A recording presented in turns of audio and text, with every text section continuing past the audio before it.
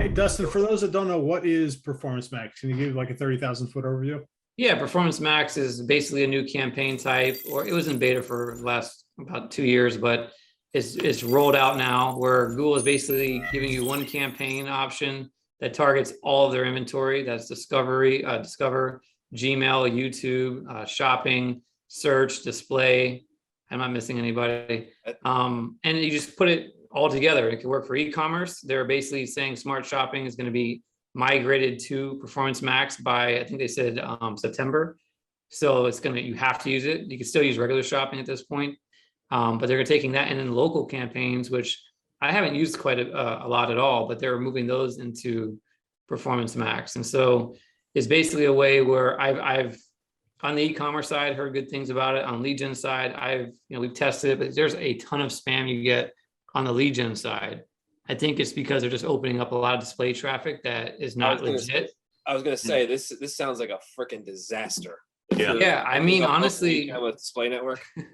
I follow a lot of other agencies that are using it too, and it seems like it's a mixed bag. Like some people are having success, some are not. But you're going from having keywords and defined ad groups and things like that to now asset groups, which are groups of like imagery, ad text, and then you give it audience signals. Audience signals could be like keyword, like basically how you'd create custom audiences. It's not keywords like we do now. It's what you would do in the audience manager. So you would add a group of keywords, or you would add like your customer list, or you can add things like that. Those are called audience signals. That just means that this is the direction I want you to go, Google, but they're going to go wherever the hell they want after that. So this is like giving them like a little bit of AI training to a degree. And you want to make sure that those signals match, your assets, your copy and your imagery. And then also YouTube.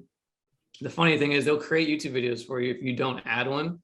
so they'll create these videos like slideshow videos. And I think it's hilarious to see what some of them look like. It's almost like Animoto. Remember Animoto, like all those years ago? It kind of reminds me of an Animoto video. So they take your copy from your text ads, and they kind of put it with music over like whatever random slideshow that they have. And I'm like, wow. So they force you to use YouTube. I've worked with e-commerce a lot. That sounds like a loser to me. For e-commerce, is that? You're going to have most of your results on shopping. YouTube is a bear to try to zone in for e-commerce. You really have to target your audience, test your videos. There's a lot you have to do over there, and display and remarketing. Search is questionable. I mean, you really have to work hard on e-commerce for that. So I don't know. It just seems to me like that's not likely to outperform a typical search campaign. Yeah, I mean, the thing is, it steals traffic from shopping. It could steal traffic from search.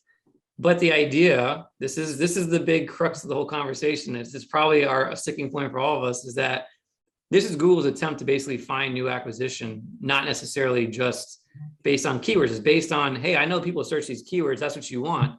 But here's where they are doing other things that we know about that you don't, right? You think of a keyword because that's how we think, right? Oh, somebody searches for plumber near me. That's what I want. But they might have done a bunch of other stuff that we don't know, that we can't target, we can't see. This is where they're trying to fill in that gap. And can they do it? I don't know. We're going to find out. Well, top of funnel was so great. We'd all be there, right? Yeah. Or even middle of funnel, or finding out that the person that needs a plumber also likes to eat pizza on the weekends. I'm not sure. Correlation. He ordered pizza. He's going to need a plumber because he's going to clog up that toilet. I'm going to make a YouTube video with pizza, the plumber and the pizza. I'm a hard no. I'm not doing it. I don't care. I'm not doing it.